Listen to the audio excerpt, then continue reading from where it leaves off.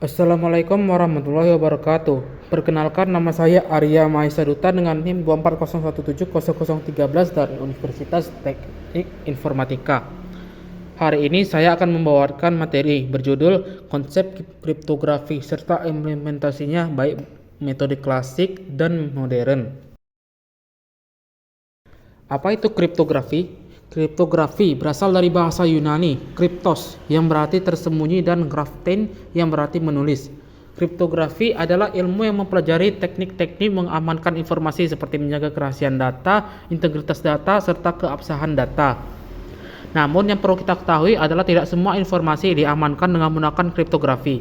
Kriptografi diibaratkan sebagai seni dalam bentukan informasi dengan cara yang aman serta menjaga otoritas akses informasi seaman mungkin.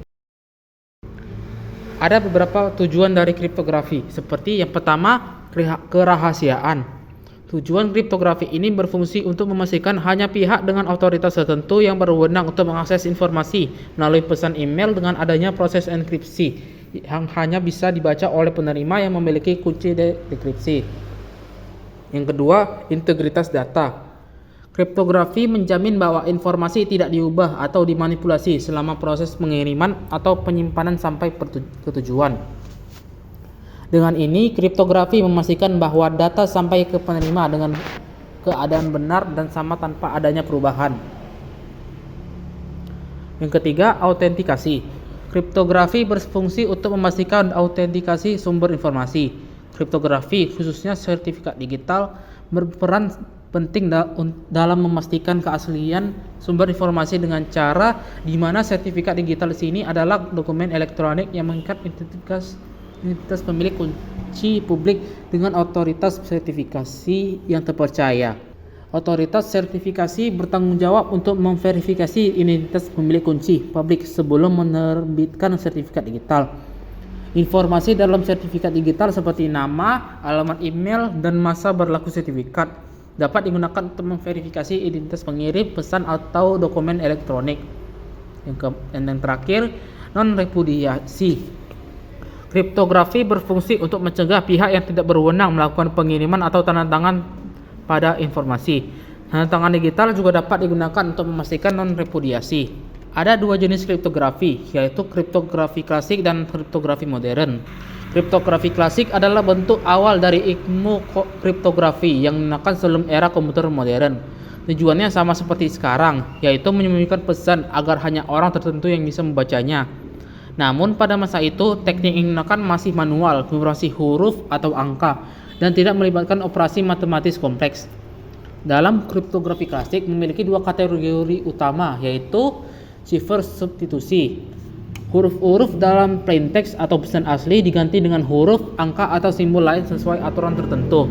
Contohnya, Chaser cipher yang menggeser alfabet beberapa langkah, monoalfabet cipher yang setiap huruf diganti dengan huruf acak, atau Wegener cipher yang menggunakan beberapa alfabet berbeda berdasarkan kata kunci. Contoh implementasinya yaitu perubahan kata rahasia menjadi UDKDVLD. Selanjutnya, cipher transposisi. Konsepnya ialah posisi huruf-huruf dalam plaintext atau teks asli diubah urutannya tanpa mengubah huruf itu sendiri. Contohnya, relevant cipher yang menulis pesan dalam pola zigzag dan membacanya baris demi baris. Columnar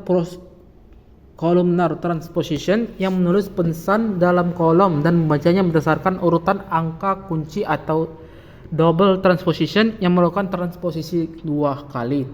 Contohnya dulu digunakan oleh militer atau agen rahasia seperti pada Perang Dunia Kedua. Selanjutnya ada kriptografi modern. Kriptografi modern adalah cabang kriptografi yang menggunakan algoritma matematis kompleks dan komputasi digital untuk menjaga keamanan data dalam sistem komputer dan jaringan. Berbeda dengan metode klasik yang hanya mengandalkan pergantian atau pengacakan huruf, kriptografi modern menggunakan operasi matematis pada bit, byte, dan bilangan besar untuk mencapai keamanan tinggi. Ada dua jenis kriptografi modern, yaitu yang pertama, kriptografi kunci simetris. Jenis kriptografi yang menggunakan satu kunci rahasia yang sama untuk proses enkripsi dan dekripsi. Pengirim dan penerima pesan harus berbagi kunci yang sama untuk dapat mengunci dan membuka pesan. Metode ini sangat cepat dan efisien untuk mengenkripsi data dalam jumlah besar, namun membutuhkan manajemen kunci yang aman untuk menjaga kerahasiaan kunci tersebut. Contoh implementasinya saat mengkompres file menggunakan WinRAR. Dan yang terakhir, kriptografi asimetris.